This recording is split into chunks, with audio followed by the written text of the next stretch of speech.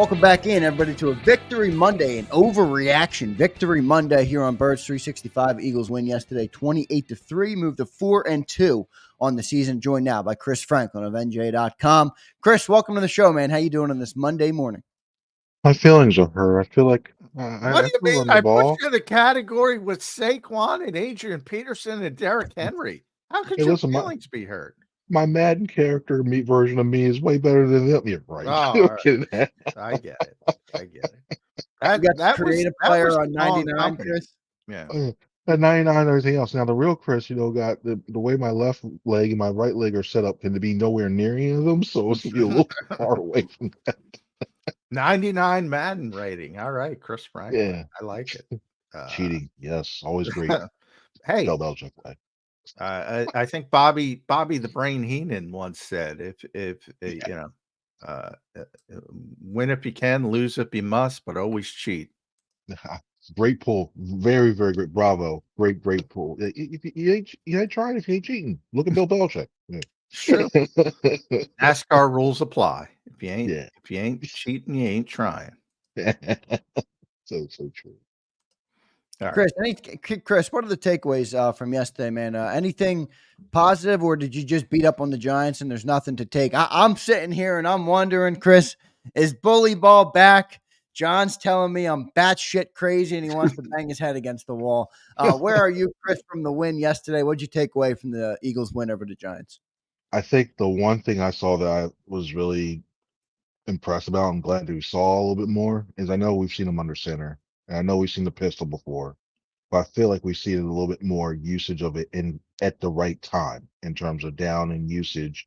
And I thought that really was key for this offense because when you are under center and you're in pistol, you keep the defense guessing so much because sometimes when you're in the shotgun, okay, it's either zone or it's either like a sweep one of the ways or it's pass. You can't do that. I think you just mix it up. So I was impressed with the usage of that. Saquon Barkley is just, yeah, as much as you were, it's like we hear like, it's not another game, it's not another game. I know whoever that fan was or fans decided to burn that jersey Burn right the before he jersey. got Yeah, injured for it. not a smart decision. No. Not a Not smart at all. decision. Not at all. Yeah, even that first catch he got, which was third down, I think it was like 3rd and 14. Yeah, he's knocking people He over. just destroyed that dude and then went and sat on the bench. I'm like, oh, Saquon's fired up today.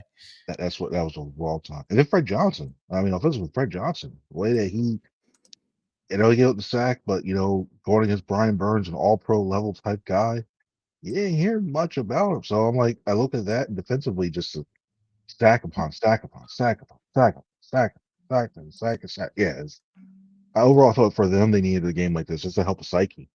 Dare we give credit to the coaches because they know Exactly. Brett Johnson isn't exactly Jordan Mailata in pass protection. So, should we give them credit? I give the score credit, Chris. They're winning. They know the other team is inept. So that's why I don't translate it that much because in a normal game, and God forbid if you're playing a good team, there's going to be some threat of scoring on the other side. This was a luxury of, all right, let's just run the football on the shitty turf and get the hell out of here. That's how I kind of look at it. Yeah, I think this week was a way of kind of a circle the wagon week, and this is I think the team hasn't given up on Sirianni just yet because we all know what happened. We all saw what happened afterwards, and the way they came out focused, the way they came out in practice, and everything else. If they lost him, if they saw what he was doing, going, all right, I don't want to play a clip like this for it. We probably would have saw 13-10, which kind of had me scared early on, like, oh, what's going on with this game here in the first quarter? But no, they came out and they did that as well too. So I thought that was impressive as well, the way they did that. So yeah, and the way that Vic and Kellen utilized their play calling, even if it's the Giants. We've seen Giants beat people this year, the way they utilize it. Yeah, it was a good game by everybody on that staff. Yeah. But defensively, I think it's really valuable. Not because of the sacks, but just because they have a very young defense and all of a sudden they're having success and they haven't given up a defensive touchdown in 2 games now, 9 quarters. I hear Jalen Carter talking about, all right, I got 2 sacks. who's next? I like that mentality. Quinyon Mitchell just been great from day one. He keeps getting better and better. The Kobe Dean, they're starting to figure out, hey, maybe he struggles in space, but he can go downhill. Looks pretty good. Starting to figure out the talent they do have. Sidney Brown's back. You get some action with the backups. 9 snaps. Getting those guys confidence, I think, is really important on the defensive side. We were talking yesterday, talking to Kobe, like, I didn't know this or anything. Apparently, during the week leading up to the Browns practice, there was some sort of incident or whatever, whatever between them, like, and then the defense from that moment on, and Kobe said this, like, they galvanized. They got together. They started to learn how to trust the coaches more. They started really playing well. And now you're looking at this thing. It correlates directly with that streak that they have in the 9 quarters. And the fact that I thought it was interesting. Like, that's the second person I heard trust in terms of that. I heard Jalen Carter previous week. I don't know what was going on in the fact that they just didn't know, like, hey, if you're rushing the gap or you're doing the stunt, I didn't know if you're going to be there. I don't know what happened specifically, but the fact that you're able to go ahead and do this and play as well as you can, the main thing we knew the secondary is going to be good, decent at least, in the way they're playing right now for it. And we've heard so many times about that complementary football. You just need the pass rush to get there. Now all of a sudden you got that secondary. You got Mitchell, Slay, and Eugene has been playing still well, played well again Yeah. yesterday. You got all three of them with that pass rush. Now all of a sudden you look at this defense, you're going, you got something here. You got something. Bryce Huff, he's improving. He looks better, especially through that 4-point stance. So you got something defensively. You see here. You just hope that Vandio continues to push the right buttons and continues to do that blitz here and there. So it's a good job by them. And you got a lot. And you look at the Bengals coming up. Yeah, they got Jamar Chase, Joe Burrow. That offense is stout, but it's enough where you got enough confidence to say, okay, they can at least hang in there. Yeah, and I'm curious to see this game this week because I said to John, Vic Fangio is making food out of these lesser quarterbacks in the league. I mean, he just has everything dialed up correctly. Now you got Joe Burrow coming in. How does Vic scheme it up versus Joe? It'll be interesting to see that. Chris, I want to ask you about the Eagles offense and what they did yesterday. Is there, we've been talking about in this city the identity. I think even within the team, they've talked about forging an identity. Is there anything from yesterday's game offensively that you think you can take and apply to the rest of the season and use as somewhat of an identity moving forward? Balance is power. I think that's the biggest thing. When you look at the run game, they established the run early. They beat them up middle, and they beat them up in the middle there. I think Dexter Lawrence I think he was banged up. He was tired because as much as the run, it didn't work a lot early on. We weren't getting like 15 like we saw early, like in the fourth quarter. But I think the consistency using the run early set up those passes, those fade routes and everything else. You don't have to run it 25, 30, 35 times. That's not this offense, especially with the outside weapons you have in AJ and Smith. But the fact you use it and the balance it and you keep teams going off kilter, I think that was important. And the fact they looked physical. I think the offensive line, instead of having to pass it like 45 times and taking the heat of the pass rush over and over again, they went after, like, that offensive line yesterday looked aggressive. They went after the Giants' defensive line. They went after and attacked them. And in turn, we know how well the Giants rushed the passer. I think that took the wind out of their sails a little bit, and they were on air a little bit. So I think that's what you guys do. This balanced, continue to be a balanced offense, and you're going to do well. I think this team, they continue balanced. They'll finish in the top 10. They'll finish in the top 5. I think, as long as they continue to keep going down that road Well, and they use a game better. plan similar to that. They Oh yeah, better. all those weapons, they say better. Yeah. they should, but And yeah. the key to it all, Chris Franklin, I got to give a hat tip to Ben Van Sumeren. The Eagles have a fullback. The Eagles have a fullback, and he's a linebacker. Did you see the 2 blocks that were essentially back-to-back from Ben Van Sumeren? He was only out there for 5 snaps, but, I mean, the lead block on Saquon's 41-yard run, and then there was a lead block on a big run by Kenny Gainwell. The Eagles, I'm being facetious a little bit, but the Eagles haven't had that kind of presence, that extra blocker. They haven't had a fullback since I don't know when. You got to go. Kevin I don't know. Weaver, maybe? It's not since I've been here, I don't which know. is from the Doug Peterson era. I mean, he was bulldozing people, and I think the more it works, the more they're going to use it. The fact that they ran ISO, like a fullback, they ran an ISO play in the middle with a. I know he played fullback in high school, but the Yeah, he fact you was a ran that fullback. one too. Should have mentioned that. Yeah. Yeah, but the fact you ran ISO with this team and you broke it off, I'm like, what is going on here? Yeah, it's good. And Kellen Moore said, I remember back in training camp, Kellen Moore said he would be adverse to using a fullback before. He's done it beforehand. I was thinking more like when he used the Cowboys. He had like an offensive, he had a backup Like a guard tight playing end, that one like too. Jack Stoll back there. But Yeah, Ben's just breaking people. it's kind of funny now when looking back at him in training camp, they had him running routes and stuff like that. I'm like, Oh, it was let's take a tryout. unbelievable, the route he Yeah, ran against Andre Sam. It just ignited the whole freaking team, and Kenny Pickett missed the pass.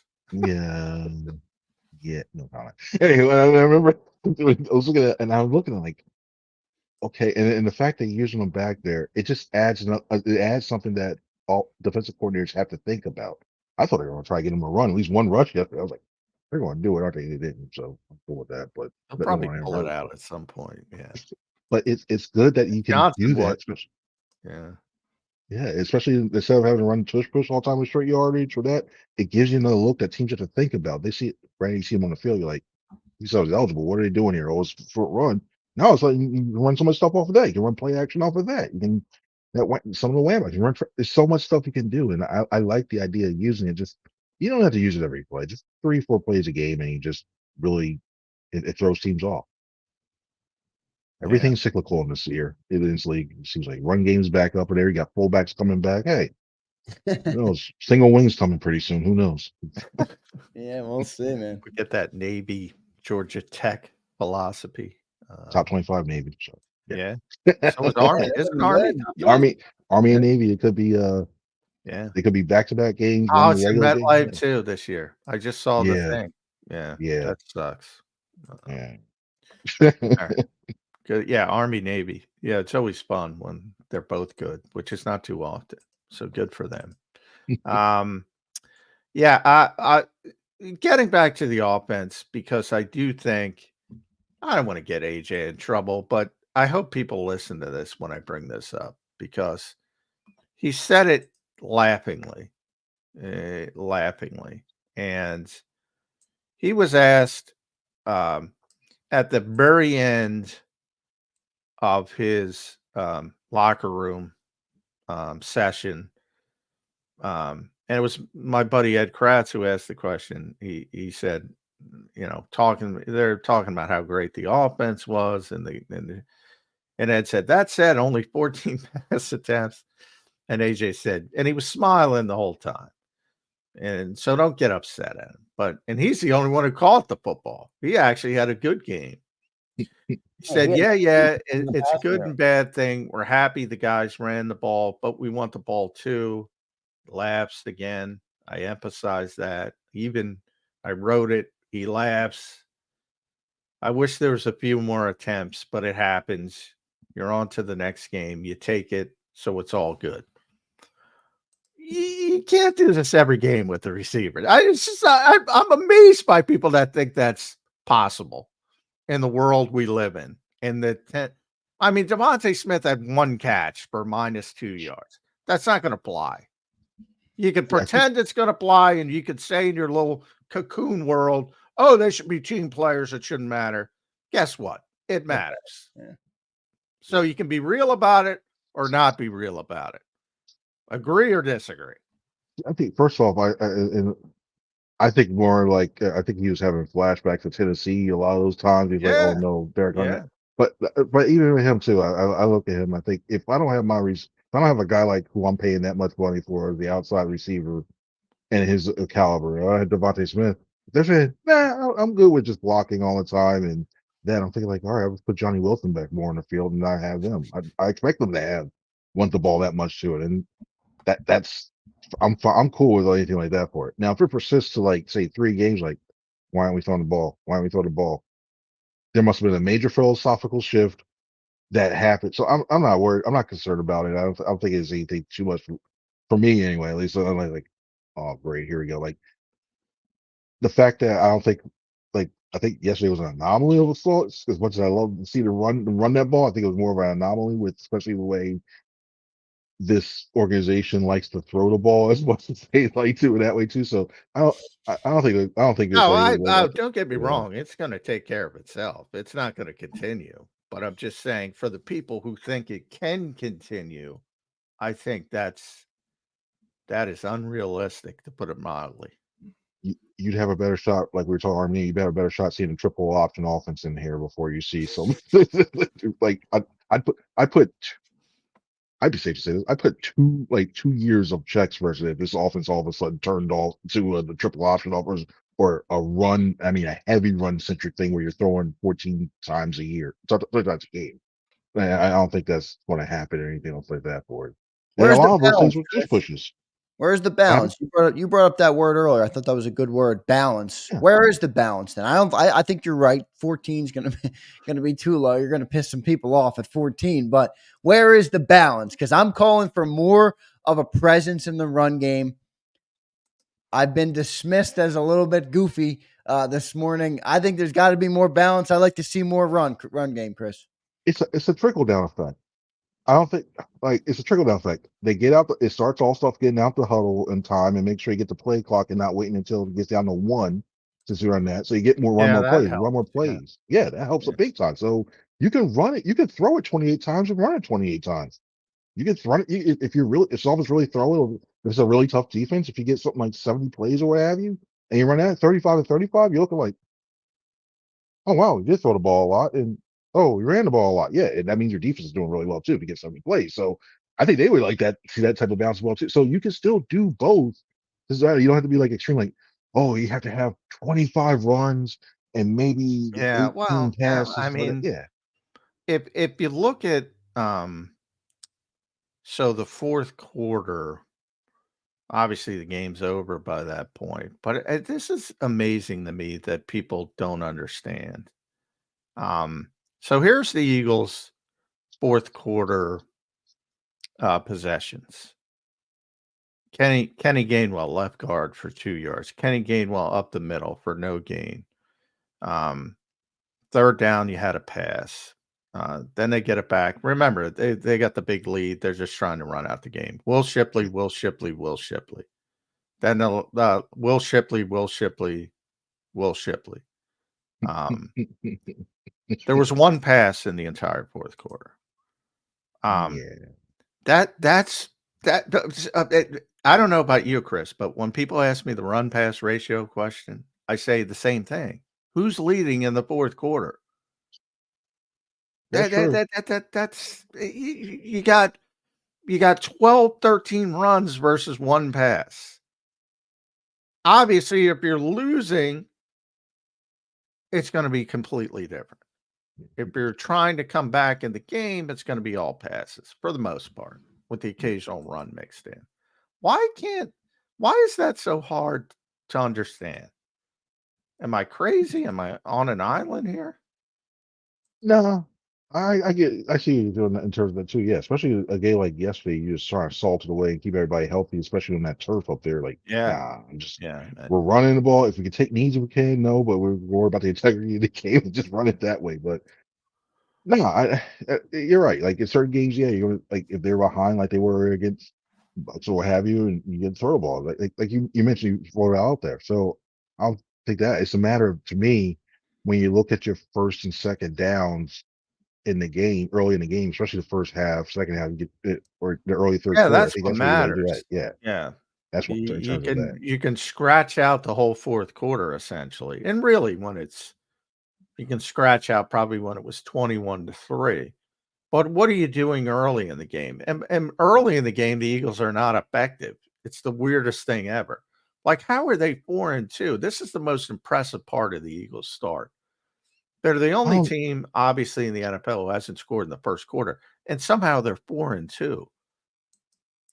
Yeah, I don't know if at home games at the link, if you just have to change the goal quarter thing to 2 when they first come out and they go, oh, okay, yeah, we're ready to go and just bam, bam, bam, bam, bam. But yeah, I mean, you try scripts not, man. It's just a jump start. Maybe it's just getting everybody in the rhythm. Maybe you go tempo to start the game. I know you're throwing your defense out there on a limb early because you're getting up more snaps early, but maybe the offense seems to run a little bit more effectively when they run tempo and they just seem like there's a sense of urgency. You got to complete the first pass, which is important in that aspect if you're going to run that. But I've tried looking at different things. I've tried like reading what other coaches have done in the past. I tried looking it up. Like at this point, I'm just like I don't even know. Yeah, I don't think they know. It's it's crazy. You're looking like, okay, they tried. We've seen times where they tried to go the explosive play, trying the long passes. That hasn't worked. We've seen the run game. That hasn't worked. It's I wish I knew. Like, I know I'm supposed to be on here like being an analyst and everything else. Like, this is I don't even know. Like, I don't Yeah, know. I think the obvious. Well, Kellen Moore, clean operation, man, talks about it all the time. First play of the season, first offensive play of the season. I always bring it up. Saquon Barkley slipped on a shitty field.